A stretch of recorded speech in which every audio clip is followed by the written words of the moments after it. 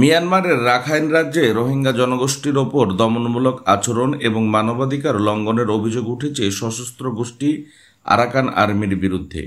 সম্প্রতি প্রকাশিত এক প্রতিবেদনে আন্তর্জাতিক মানবাধিকার সংস্থা হিউম্যান রাইটস ওয়াচ এ তথ্য জানায়। প্রতিবেদন অনুযায়ী রাখাইনের যেসব এলাকা আরাকান আর্মি দখল নিয়েছে সেসব স্থানে রোহিঙ্গাদের চলাচলের ওপর কঠোর বিধিনিষেধ আরোপ, লুটপাট, আটক, শারীরিক নির্যাতন, বাধ্যতামূলক শ্রম এবং শিশুদের সশস্ত্র গোষ্ঠীতে নিয়োগের মতো নানা নিপীড়নমূলক কার্যক্রম চালানো হচ্ছে।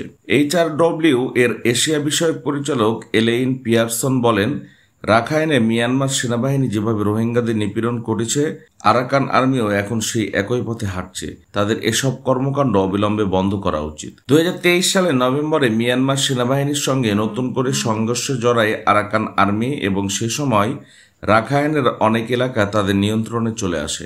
দখলের পর তারা প্রতিশ্রুতি দিয়েছিল সব জাতিগোষ্ঠীর জন্য ন্যায়ভিত্তিক ও অন্তর্ভুক্তিমূলক প্রশাসন চালু করা হবে, কিন্তু বাস্তবে রোহিঙ্গারা অভিযোগ করছে তাদের ওপর আরাকান আর্মির শাসন কঠোর ও বৈষম্যমূলক। ফলে রোহিঙ্গা মুসলিমরা বর্তমানে নিপীড়িত হচ্ছে দুই দিক থেকেই, একদিকে মিয়ানমার সেনাবাহিনী, অন্যদিকে আরাকান আর্মি। দুই পক্ষই হত্যা, অগ্নিসংযোগ ও বেআইনি নিয়োগ সহ নানা সহিংস কর্মকাণ্ড চালিয়ে যাচ্ছে।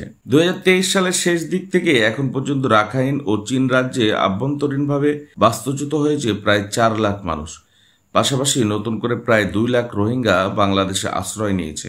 রোহিঙ্গারা জানায় তাদের জমি, ঘরবাড়ি, গবাদি পশু, এমনকি কবরস্থানও দখল করে নিচ্ছে আরাকান আর্মি। পুরনো কবর ভেঙে ধান খেতে দাফন করতে বাধ্য করা হচ্ছে। জীবিকা নির্বাহ ও কৃষিকাজের উপর আরোপ করা হচ্ছে নানা বিধিনিষেধ। এছাড়া চাঁদাবাজি ও নিত্য প্রয়োজনীয় পণ্যের অস্বাভাবিক মূল্যবৃদ্ধির কারণে দেখা দিয়েছে চরম খাদ্য সংকট। SM আবদুল্লাহ, ডেস্ক রিপোর্ট, নবরূপ টিভি।